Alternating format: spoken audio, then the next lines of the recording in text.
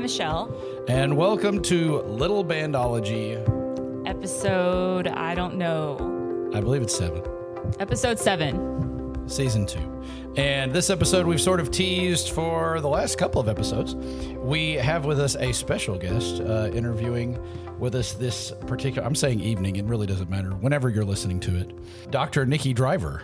And she has a very interesting story and has had a very interesting experience with band in a small school, the bigger side of a small school this particular year. But before we get into that, I do want to thank you so much for agreeing to visit with us. Sure. We have been friends for a very long time, probably longer than we both care to admit. Give us a little background on because you didn't come to teaching by typical means, did you? I did not. I came against my will, actually. But you do things whenever you need to eat. Eating is important. Yeah. I didn't. I went to school to teach history, but my plan was to teach at the college level. So when I found myself in a 5th grade classroom, that was definitely not the plan, but needed to get a job, and that's who was hiring, and I had no experience coaching football, so finding a history teaching job in East Texas was unlikely. So I got hired to teach 5th grade, a self-contained class my first year, actually. That was kind of my way around. And so how long did you teach before you went into, she's in the administrative side now, so how long did you teach before you went into the administrative side? Oh, that's a loaded question, because I am what they call a fast-track administrator. So when people talk about behind my back, I'm sure that's what they murmur about. I spent 5 years in the classroom, and then I got pulled out. I wasn't really seeking something outside. I still loved teaching, but I got pulled out into an instructional coach position and then into an assistant principal role, which is what I am now, an assistant principal at a middle school. Yes, at a big middle school. How many students do you have at Henderson Middle School? Currently 687. Which is larger than the entire town of Beckville. Well, that's what I was going to say. I think that's definitely more than we have in our high school and middle school combined. Maybe more than we have in our whole district. Can you explain? Because as far as people who listen to our podcast, I'm not sure what the range is, but we are a small school podcast. And so can you explain what an instructional coach does, since that's where you started? Sure. When I got put in that role, it was during the COVID year. And so what an instructional coach, in my experience, does, honestly, I had always known them to be over testing and just like the technical parts of the job, which is not really built into the title, but that's typically what those people get pulled into. The year that I took on that role, we were there to coach teachers. And so we went through a lot of training on what it looked like to go into the classroom and provide authentic coaching for teachers who were, in the work. So we focused mostly on new teachers. Right now, the world of education really is about pulling in people who have a bachelor's degree and no intention to teach, and then throwing them into a classroom and seeing what happens, which is what happened to me. That was, I went through an alternative certification program. So you go in and there's no student teaching, and there's really no background in the practical instructional components. And so we were told to go in and coach teachers, which was also my first trip into the band hall was when I was in that role. And I went into a band class with the intent of giving feedback and providing quality help. And how did that go? Not well. One, I didn't know, I'm a reading and writing teacher, but I can go into a math class and I can give feedback on things like student engagement or, the general practices, but I was like a fish out of water in the band hall. I had no idea what was going on and how they were, doing what they were doing. So I just kind of watched. Well, and really, a lot of times, especially if it's a lower band class, it can be controlled chaos. But that is not specifically what we wanted to talk to you about. And we do want to talk to you about your book. She's an author as well, and we'll get to that at the end. That'll be our tag, I suppose. This year, you decided to do something that I consider to be quite unprecedented as far as administrators go, because in our world, our administrators really only contact us when there's a problem. When some doo-doo has hit the fan. Mm-hmm. Luckily in Beckville, we don't really get contacted that much, other than in the hallways we say hello. So what brought you into the band world this year? Give us what your experience has been. So when I went to school, band was not a real popular option. So I was in choir because if you were an athlete, you did choir or art, but you didn't do band. I played the recorder in 5th grade, but beyond that, never ventured into that world. Everybody else in my house has, though. So all of our kids, we have 6 kids, my husband, everybody else has taken a 6th grade band class. And I don't know, I'm on year 5 in my current role on the same campus, and I wanted a challenge. And I watch as my daughter's a freshman this year. She spent her 3 years of middle school band hating it and begging to get out. And it was a battle. And we told her, get to freshman year, get to marching band. You're going to like it more. And she has. But it's something I see with a lot of our kids. They drop out in 6th and 7th grade. And I just thought, what's going on there? And how do we kind of bridge the worlds? And wanted something different, wanted a challenge, and was just interested. So I pitched it to our band directors, and they didn't cry or run and seemed on board with the idea. And what instrument are you learning? I joined the 6th grade trumpet class. How many are in the trumpet class? Because they have multiple trumpet classes, correct? They have 2. I'm in 8th period. And how many students are in that class? There are 10 of us. I'm one of 10. And I think there's about that many in the 1st period class, too, which I didn't necessarily lock in to 8th period in the beginning. It was always whichever one I could go to, but not one time have I been able to go to a 1st period. There's just too much happening. Well, and at this point, you're competitive with those students, correct? I am, yeah. Yes, like full chair tests and everything. I participate in chair test, yes. Now, as an administrator, and we've talked about this briefly, how many days a week do you actually get into the classroom? Because being an administrator is like hard. Like it's busy all the time. It is busy. My goal was 3 days a week, and so I kind of talked with our band director at the beginning of if I can come 3 days, what are the best days? Fridays are chair test. I want to be there to participate in that, because the kids, once they realized why I was in the room so often, it took them a little bit, they really kind of engaged with the idea. So I want to be there for that. So, we talked about Fridays, and other than that, just come when you can. But 3 days is my goal. Most consistently, I go 2 days a week. I have literally been outside the band hall doors when an incident, presented itself. And I had to say, I'm not making it to class today, but I'll take this with me so you don't have to field it. So I've had to get up and leave twice, and that's all. 2 times I had to leave in the middle of class, which I hate to do that and interrupt everything, but sometimes that's what happens. Sometimes life takes over. Yep. And how has the reception been from? Because I am very good friends with the director that is teaching you. Mm-hmm. And so what has his reception been to you versus how he deals with you versus how he deals with the students?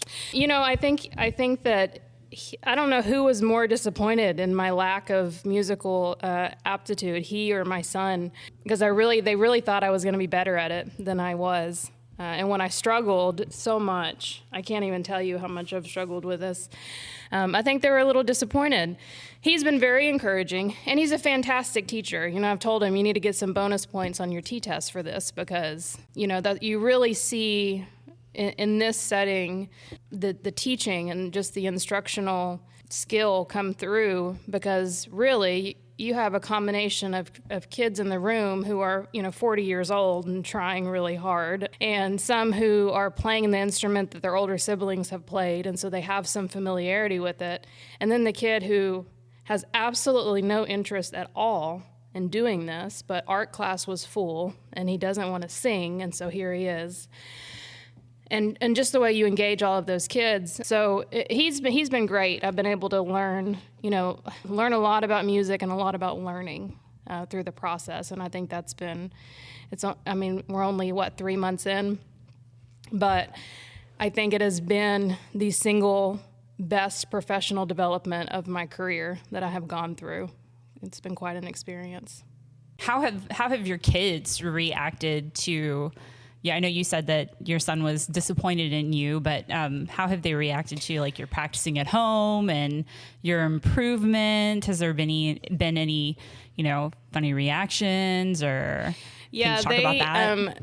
Initially they were like, okay, I don't know if they expected me to really do it and stick with it. And, they're used to their mother who has all kinds of ideas and, just harebrained plans that pop up. But initially, when I started practicing, they were, I think, just mortified by the idea that other people would hear me and associate me with them, because it was pretty bad. It was just bad. It took me weeks before I could just consistently make the trumpet make some kind of sound that did not sound like a dying animal. I would get so frustrated. I mean, really, I don't think I've ever in my life been that bad at something. I've never struggled that much to make something work for me. And so they got to watch that. And really, I don't remember them ever going through that phase. I mean, my son Staley played the saxophone, and it was just like almost immediate that I could recognize the songs that he was playing. And so I don't remember going through those screechy learning days with them like they are having to do with me. But I did tell them the other day that they're going to have to come to my Christmas concert and cheer for me. So And they should. They should be there for that. I've sat through all of theirs. Because you're a good mom. Yeah. I think that probably some of that, like you feeling that frustration, you weren't in class every day, and some of that stuff that maybe some of that frustration you were feeling, they were feeling during class time. Yeah. And so maybe you didn't get to see that as much, and so you didn't share with that. The band directors were able to maybe quell some of that frustration with them in class time. And so by the time they got home in their practice time, they weren't experiencing as much. And maybe they weren't practicing at home during that frustrating time, because who wants their parents to see that frustration? Right. They're going to come home and show you the things that they learned and they're excited about. So maybe that's some of that. But I think those frustrating parts, you were not alone in that. I think most kids, when they're learning those new instruments, they're all feeling that at some point when they're first learning. Yeah, and I do think it was interesting for the kids to see me struggle with it. I think it surprised them. When we started, pretty early on, the kids in the class said, "Is she going to do chair test?" And he said, "Yeah, she's going to do the chair." And they're like, probably with fear in their voices. Yeah, and they're like, "Oh no, all right, well, no one's going to be first chair." Well, first chair test, I think I landed at 6th. And so then they all went, "Oh, okay, well, she kind of sucks, so I guess it's going to be okay." Because what they're used to is hearing their teachers and hearing the way that we sound. Yeah. And so that's just their I think they associate their worldview. A struggle with learning with being a kid, but just the newness of it. And that was the part for me that was so humbling and just such a great experience all the way around. But you're not 6th chair now, correct? Well, I already know the answer to this. She may not want to talk about this right now. If you had asked me on Thursday morning, I would have told you I was 3rd chair. That's what I was going for. But go ahead and continue, because I know where the story's going, and it's sad, but also kind of awesome. So keep going. So I was 3rd chair and well prepared for our challenges that would happen in 8th period. About 10 minutes before 8th period, our district admin popped in and needed me to drop everything and go around and deliver Christmas bonuses to teachers. And I'm all about Christmas bonuses for teachers, and so I did. But I got challenged, and I wasn't there to defend my chair, so I'm pretty sure I'm now last chair, actually. So basically what you're saying is that kid that has been last chair, because there's always one in every class, and we signify that they exist and we give them praise, but sometimes that praise, man, I like those shoes. I mean, like, you just kind of give them something positively to the class. They're very excited about that they get to sit above Dr. Driver. Yep. And here's my next question. Do the kids talk smack? No, they don't. But I'll say, I'm the principal over 6th grade, so I spend a lot of life with these guys, and I'm, in that part of my job, I'm pretty hard and stern, and so, I think they'd probably be afraid to talk too much smack. But there's always, every time someone has challenged me, I've had a couple of, and I've defended it so far, each of our challenges, but they have. And pretty early on, I told him, just in case it comes up, I don't want you to put me in 1st chair. Now, I don't think that's going to happen, but I just want you to, and he's like, why? I don't want a kid to lose that. Someone who's going to be 1st chair, I don't want them to lose that. Well, at the first chair test, it was pretty evident pretty quickly that was not going to be a danger. And so I think he was like, oh, it'll be fine. That's never going to be. I don't have to make that call. That's never going to happen. So what, right now, because I ask our beginners this when they're working on their individual lines, what line is currently your jam? Like if you have something to play and you want to feel good, because when you practice, and I tell my kids this all the time, there's going to be stuff you're not good at. And sometimes you just need something to go back to that you know that you can play well to remind you that you are a musician and not just flailing. So what is that jam for you? Like if you have to go back to gain some confidence, what line is that? Pretty great at Merrily We Roll Along, I gotta say. Got that one pretty well down. You know, I say that and then I'll pick up the trumpet and it's like, what just came out of that? I don't even know what that was. It just, you know, I have to kind of reorient. But that's the one that I typically start with when I'm practicing just because it makes me feel good about myself. And then I go into the things that make me want to curl up and cry. Yeah. What am I doing? So this next one's kind of, I guess 3-part was where we're headed. What would you say to a director of a 6th grade class now that you have, so that if they came to you, what would you tell them as a student having gone through this process so far? What sort of, because especially first-year directors, there comes a point where you begin to wonder if working at Walmart will be better than what you are doing. So what would you tell those directors? You know, I think I don't know how different that is from first year in any kind of educational role. The thing that I have taken away from this more than anything else, and that I think applies to every educator and parent and just everyone who's trying to get kids to do something, is that you have to have something that you feel confident in. And I understand why kids quit. I understand why our 6th grade band retention is such a struggle. And, you know, we leverage all kinds of things to keep them in. But the reality is the kids that are sitting in that last chair seat and they didn't want to be there and they don't practice and, you know, they don't have anything that they are feeling confident in. And high confidence yields high effort. So I have leaned on, you know, on the early weeks when I thought, gosh, I wish we hadn't posted this on Facebook because I really don't want to stick with it. I leaned on my confidence as a learner. I know I have not ever tried to do anything that I wasn't able to pull off to some degree. So if I will just stick with it, I have the ability to learn things. And I was confident in that because I had nothing else. Nothing else. I couldn't read music. I can't, you know, all of the skills are going to have to be developed for this.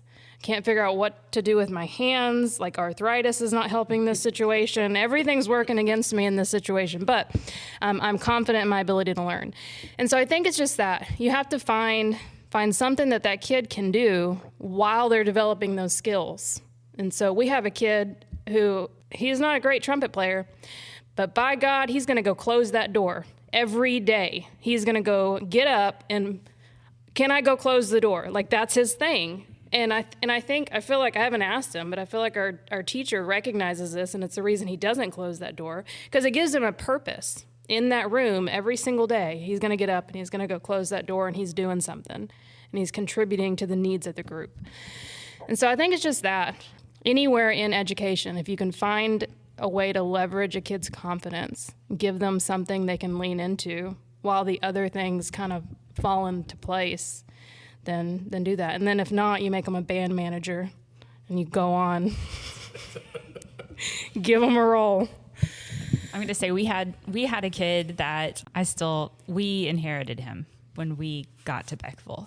I'm still not sure how he made it all the way to senior year, but he was in the percussion section, and it was one of those things that we had to find something that he was going to be successful in.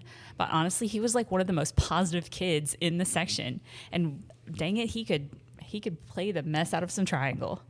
And he could play the mess out of and some cymbals and some cowbell. And so like we were able to latch onto those things that we could give him. And so it's that. You just have to find something that they're going to be successful at, and just make that their thing. Right. And just make them excited about those things. And when they know that you're really excited about it and you're excited for them about it, then gosh, they'll do anything for you. So right, because the alternative, and it's what we see at middle school and at high school, if they don't find something positive to find that confidence in, they'll find something else. You know, we wonder why the kid becomes the class clown, because the only thing in the school that he can do that he feels good about is make people laugh. So he's going to make people laugh. And that's a positive skill once you get beyond school. It will serve you well, but in all other capacities, I think we just have to find that, give them a positive thing. So what would your message, now that you've gone through this, what would your message be to parents? Because there are instances, and I hear stories from students all the time, that their parents are not necessarily the most supportive at home about them practicing. Now, granted, I do have students. Most recently, I had a trumpet player that said, my mom told me I wasn't allowed to practice. And I said, why is that? And he said, I don't know. I said, what time did you practice? And he goes, about 10:30. And I went, baby, you wouldn't be practicing at my house either.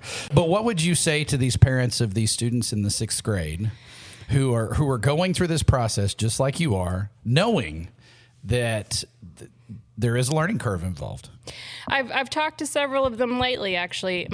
This time of year, we always get these calls. Can you change my kid's schedule? They're really not liking. And so my response has been very different, and my success rate has been higher. You know, I've said to the kid, like, I imagine that you're really not enjoying it because you're in that learner phase.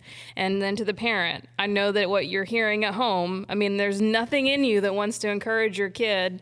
I see my kids grimace when I open my trumpet case. I mean, it's just not a fun experience, but nothing is in this phase. And so, you know, you just have to buckle down and get through it. And you don't want them to give up before they figure out, you know, give it enough time to see if you really can do it. If you get to the end of this year and then you're still struggling that much, then it's probably not your thing. But the reality is you won't be. If you give it enough time and enough effort, you can go 2 days a week. You can learn it. You can pick it up. And I do think I have probably a little bit more motivation to do it than what a 12-year-old would. And that is working to my advantage for sure. But they need that added by home. So stick it out. I've got some great musicians at my house now, and I'm glad that I forced one of them to stick with it. And you really do have some great musicians at your house. Believe it or not, Texas is not everywhere is like Texas in that we get to have band every day. There are a lot of schools, especially from people that listen to us, because we get listeners from all over the place, that only have band 1 or 2 days a week. So they're in the same boat that you are. And so that becomes, I think, even more important about sticking it out and doing all those things to make sure that you're really getting the best experience that you can make for yourself. I remember a college teacher was telling me, he was trying to recruit me to go to their college, and he said, well, you get into it what you put out of it. And I was like, you're right, I don't want to go here. And I went somewhere else. But I think about that all the time. I tell kids that because that's really what it is. You get into it what you put out of it. I just was going to ask you about that time that you left your trumpet. So what happened was, sitting at home talking to my son on a Friday evening when I realized my trumpet's not here and I should be practicing, and oh no, I think I left it in the bus line. And so I sent him, and this is my son Staley, who is a little bit of an absent-minded professor. So the number of times we had to go up to the middle school on a weekend, and I just happened to work there and have keys, and so that was to his benefit. But this was nice payback. So I sent him up there, and he called me and said, Mom, it's not here. It's not in the bus line. So then I called my boss, the principal, and said, did you happen to pick up a trumpet at the bus line today? I did. And I guess he took it straight to the band hall, and my band director was very surprised to see when he got it and looked at the number on it that it was mine. I think he was ready to get a kid in trouble, and then he went, oh, it's Dr. Driver's. So he didn't make me do push-ups or anything like that for it, but I'm told that's a thing that can happen next time, should it ever happen again. Well, I will say this, in our band program, we have a mantra that we don't make the students do anything we're not willing to do, and that I don't do ups. I don't do push-ups, I don't do sit-ups, I don't do pull-ups, I do downs. Sit down, lay down, give me a cheeseburger, I'll wolf it down. That's what I do. And so downs. Yes, Yeah. I'm all about some Well, they've downs. been very gracious. I often forget my pencil. They'd give me a fresh copy of my Christmas music. I left my trumpet at the bus line, and my pass-offs. Like, I'm really weeks behind if they were, doing it, but they let me catch up every now and then. So basically, you are a true sixth grader. Yeah, I am. Congratulations. I never was a great student, and so, they didn't believe me when I came in and said, I'll doodle in class, because if you talk too much, I'm going to struggle to pay attention. And a couple times he's called on me, and I've had to say, you know what, I'd really like to hear that student answer that question, because I wasn't paying attention, and I don't know. I'm going to make you feel better. Okay. We had a student who came in and he said, Miss King, I cannot find my clarinet anywhere. And I was like, well, did you take it home? I don't think so. I think I left it in here. And I was like, and you've looked all around the band hall? Yes. I said, well, go look again. Look in the practice room you practiced in last. Look in all the cubbies. Go look in the classroom. Look in all the cubbies. You looked everywhere. I can't find it anywhere. Okay, well, tonight, look all around your house, because you probably took it home and you just don't remember. Next day he comes in, I can't find it anywhere. This happened like 3 days in a row. Well, that third day, we just happened to be taking pictures in the Coliseum. Guess what we find? Oh, no. His clarinet. That same day he comes in, Miss King, I found my clarinet. Oh, you did you? It was in my dad's truck, under the seat. I just forgot to grab it when I got out. Oh, really? You saw it under your dad's seat? I did. I saw it there. Whoa, that is so crazy. Mr. King, come over here. Come listen to where he found his clarinet. Told him the same story. Josh is like, what? That's crazy. You saw it under that seat. And we just let him go on. And then I was like, go look on my desk. He comes out and he's like, it was under my dad's seat. Was it really? Because we found it in the Coliseum. I hope that makes you feel better. Yeah, you can't believe much a 12-year-old says, or a assistant principal in a scraping. I will say they've tried really hard to help me and make me feel better about things. Like the first video I posted was of my kids watching me. I set them up. I said, come watch me practice. And yeah, that video got quite a few views because it's pretty funny. But one of the band directors messaged me and said, will you bring your horn in tomorrow? I really think something's wrong with it. And I said, yeah. So I bring it in, she puts her mouthpiece in, and she plays beautiful music and says, yeah, it's not the trumpet. And that literally is one of my favorite videos because they all three managed to keep a straight face.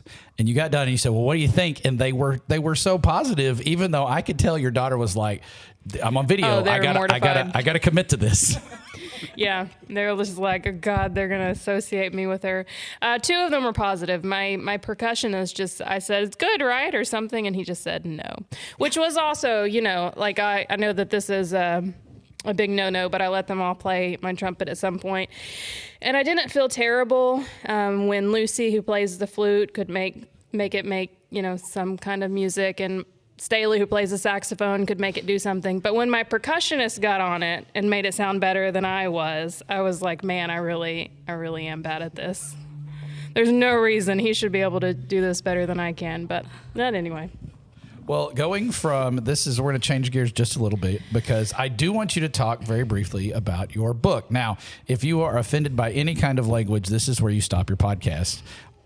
I am not easily offended, and most of the people I know are not. So the title might be a little offensive, but I think it is literally the perfect title to what is in the book. So will you tell us, and this book is available Amazon everywhere. It's available everywhere. Will you please tell us the title of your recent publication? It's called A Millennial's Guide to Raising Kids Who Aren't Assholes.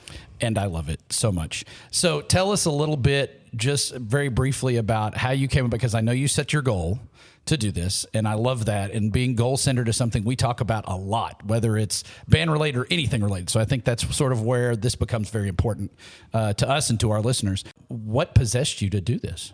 Gosh, I work with kids every day, and I love working with kids, but my goal is to improve outcomes for kids.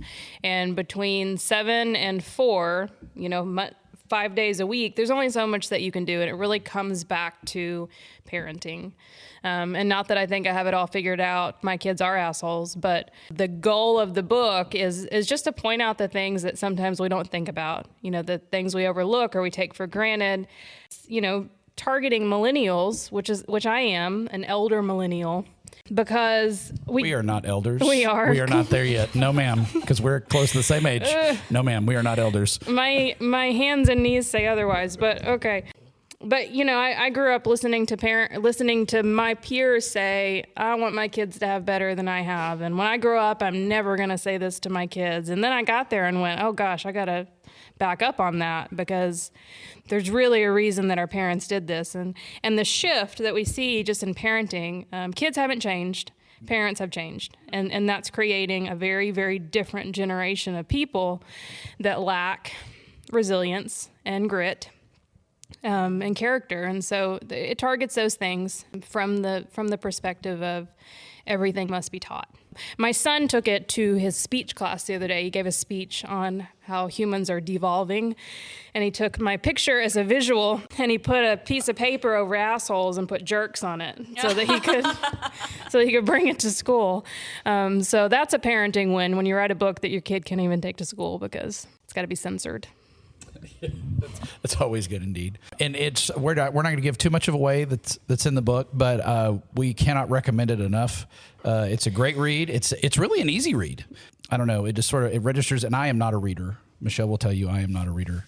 It was an easy read for me start to finish, and a lot of it I could hear in your voice, which was not surprising to me at all, because a lot of it we have talked about in some of the stories I've heard before. But it was great. So if you get a chance, go on to Amazon. Is there anywhere else that you can find it? Amazon? Mm-hmm. Go to Amazon when you're dabbling about looking for Christmas presents, and order this for yourself. And all of your friends.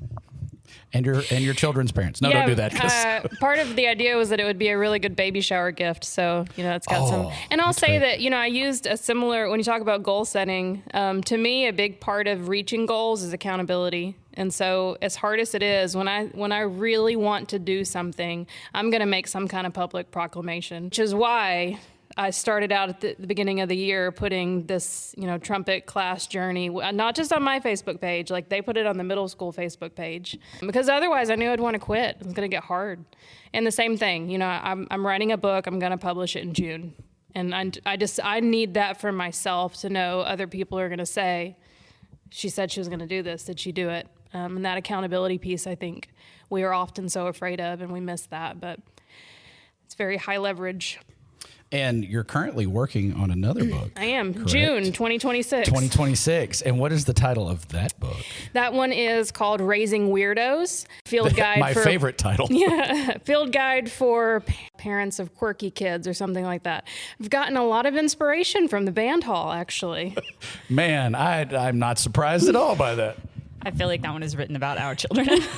Well, it's really largely written about myself. I was for sure a weird kid, so it's got a lot of firsthand accounts in it. But yeah, it's part of working with middle school kids. So you see a lot of parents that are like, "Oh gosh, my kid is weird. What did I do wrong?" Nothing. They're wonderful. You just got to lean in and let them find the end of it. And that is 100% band kids. I truly, truly believe that. Although we're all a little weird, I think. Well, that was Dr. Nikki Driver talking to us about her experiences in the band hall as a 6th grade band student. So thank you so much for agreeing to do this. We love to do the interview part. You're our second one. All right. And it will probably be the highest listened to episode of the season. And we'll let you know if you get any. We have listeners in Europe, and I'll let you know if any of them reach out to us, because that's pretty cool. But thank you so much for doing this. And until next time,